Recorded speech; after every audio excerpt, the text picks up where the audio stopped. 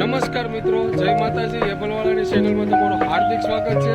અને આ મિત્રો, આજે હું એક વાત કરવા જઈ રહ્યો છું કે અમે આજે હરમડિયા અને એબલવડની વચ્ચે જે રોકડિયા હનુમાનજીનું મંદિર આવેલું છે ત્યાં અમે આજે દર્શન કરવા માટે, અને અમારા જે પટેલ છે તે આજથી 10 દિવસ પહેલાં જે સ્વર્ગવાસ પામ્યા છે તેમનું 12માનું જે કાર્ય કરવાનું હોય તેમને આગલા દિવસે જે હરામણું કરે છે.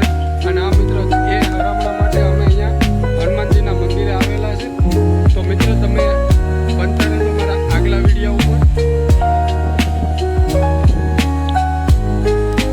મિત્રો, તો આ રસ્તો છે તે એબલવડ જઈ રહ્યો છે, અને આ જે રસ્તો છે તે હરમડિયા તરફ જઈ રહ્યો છે. તો મિત્રો, જે આ સાઈડમાં જે રસ્તો દેખાય છે ને તે રોકડિયા હનુમાન મંદિરે જાય છે. તો ગમે તે મિત્રો આવો ત્યારે ખાસ કાળજી રાખવી. અને અહીંયા જો સામે તમને દેખાય છે ને તે મેલડી માતાજીનું એક સ્થાનક છે ત્યાં, તો તેમના પણ દર્શન કરતા જવા. જો મિત્રો, તો આપણે પહોંચી ગયા છે રોકડિયા હનુમાનજી મંદિર, જે પહેલા ઉપર પુલ ઉપર તમને દેખાય છે તે મારા મોટા ભાઈ છે. અને હવે અમે અહીંયાથી અંદર જવાના છે. અને આ જે નદી છે તેનું નામ સાગાવાડી નદી છે. સાગાવાડી નદીના કિનારે રોકડિયા હનુમાનજીનું મંદિર આવેલું છે. આ રસ્તો છે મિત્રો. થોડા આગળ ચાલીએ એટલે અહીંયા આપણે હનુમાનજી બાપાનું મંદિર આવી જાય છે.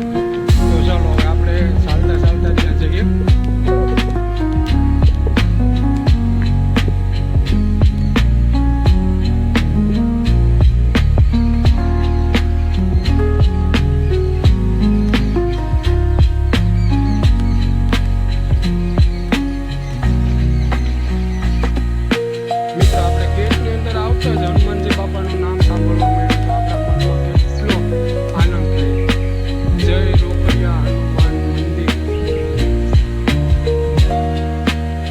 હરમડિયા અને એબલવડની વચ્ચે જે સાગાવાડી નદી છે તેના કિનારે આવેલું છે. અને હા મિત્રો, જો તમે ક્યારેય પણ આ રસ્તા ઉપર આવતા હોય ને તો જરૂરથી હનુમાનજી બાપાના દર્શન કરવા માટે તમે આવજો. તમારી પાસે સમય હોય તો ભૂલતા નહીં. આ દર્શનનો લાભ ભાગ્યશાળી હોય તેમને જ મળે છે. પહેલાં તો મિત્રો, આપણે જ્યારે હનુમાનજીના મંદિર પાસે આવ્યા ત્યારે તો અહીંયા અમારા જે પટેલ છે તે સ્વર્ગવાસ થયેલા હતા તેમનું અહીંયા વિધિ કરવામાં આવી રહી છે.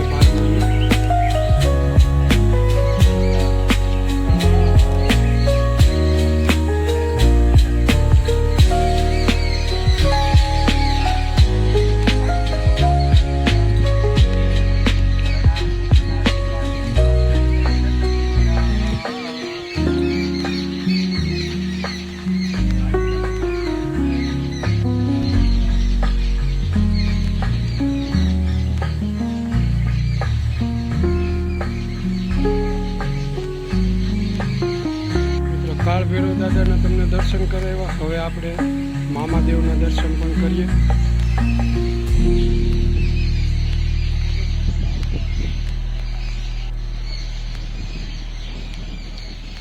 મામાદેવના દર્શન કરીને મિત્રો આપણે આગળ જઈ રહ્યા છે.